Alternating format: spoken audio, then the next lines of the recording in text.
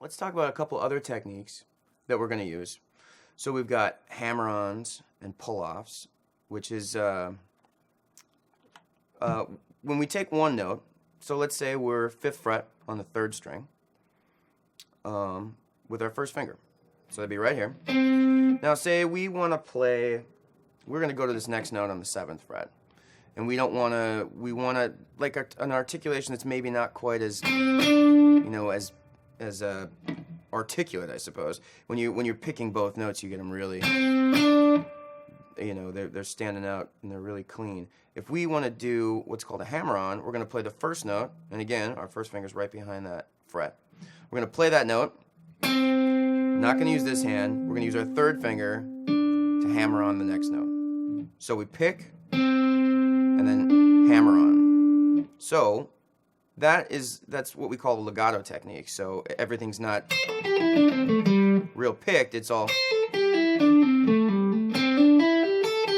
hammer on and pull off. So pull off would be the opposite. Say we're going from 7th fret with your 3rd finger, and we're going to go back to the first finger. We're going to pluck the first note, and then we're going to pull off to that other note. So again, first note, we won't be using our right hand to pick, we pull off on the string. Now, the difference between the hammer-ons and the pull-offs, hammer-ons are a little more self-explanatory. You just hammer on the string, right? Pull-offs, I remember when I first learned them, I was, you know, just lifting my finger off, and it wasn't, you weren't quite getting the next note that you were trying. You know, you got that, and then you just lift up, and it's kind of noisy, right? So what you really want your 3rd finger to do, or any finger that you're pulling off with, is it's literally acting like a pick, and a pick doesn't just touch the string and pull off. You're plucking it. So your 3rd finger is going to do the same thing. You're here, and you're going to pull. So we want to grab it and then just pull off. This finger, your first finger, needs to stay in the exact same spot the whole time. Because what can happen is when you pull off, if you start moving your first finger, you know, then you start getting out of tune. So this first finger has to be an anchor and just not move. So you kind of got to practice that. It takes a little bit to get it nice and clean. So hammer on, we pluck first and hammer on. Pull off, just the opposite. Pluck and then pull off. Just like a pick. So it's nice and clean.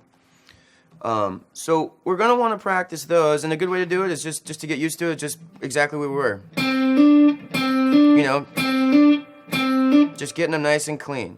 Make sure that you're using enough pressure when you're doing that hammer on, and you're trying to land right behind that fret again, because that's going to be the cleanest sound. And then for the pull-offs, just do the opposite.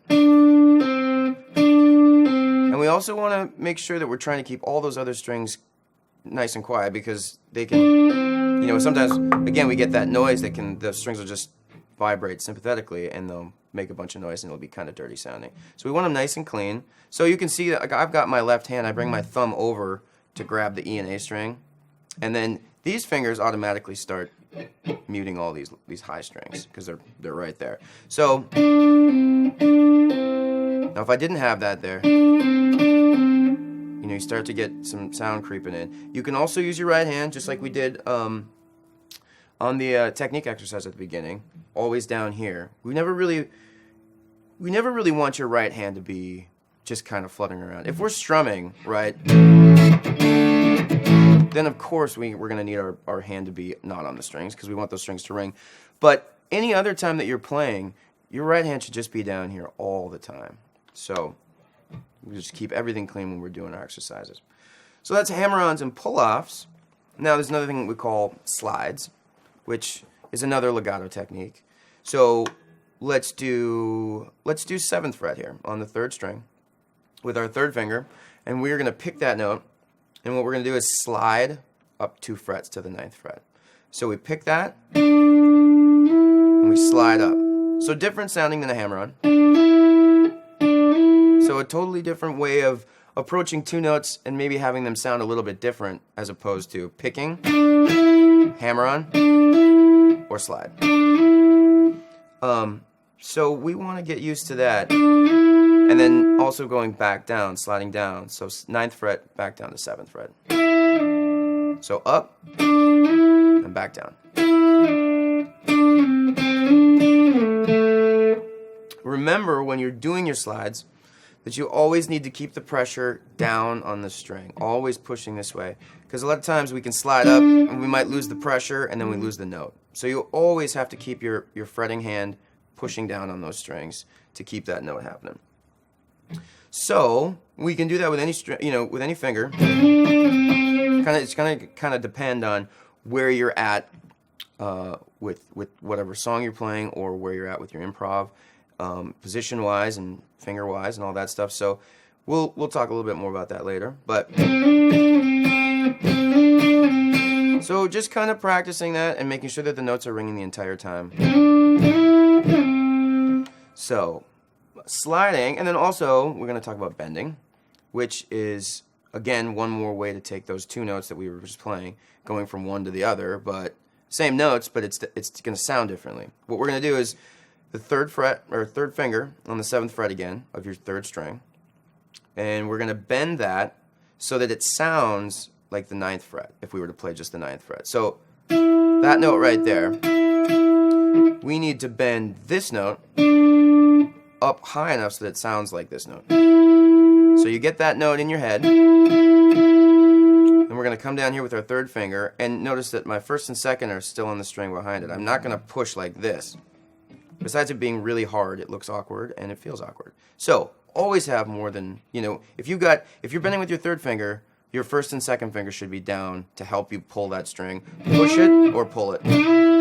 And it doesn't matter which way you go. What you're doing is just putting more tension on the string so that the pitch goes up. So if you pull down, it's the same thing as going up. For some strings, obviously, we can't pull down because we get off the fret. So we have to push with those. Let's go back to this note though, and we're going to make it sound like the 9th fret. So we pluck this, we've got all 3 fingers down, and what we're going to do is push it. So you can hear that note. So keep that in your head, and bend up to that. And a lot of times, will use my thumb as kind of like a pivot point to get more leverage on that string. I mean, you can do this. For me personally, I have a hard time doing that. And some guys are really good at, keeping their thumb on the back of the neck while they're doing bends and stuff. I always have mine over. Besides the fact that it's easier that way for me and for some players, it also, your thumb's still grabbing all these bottom 2 strings and keeping them quiet while you're doing that bend. So, we're going to do that bend again. Just like that. Now, we've got those 4 different techniques. We've got hammer-ons. We've got pull-offs, we've got slides, and we've got bends now. So, we're going to work with that for right now. And you can practice those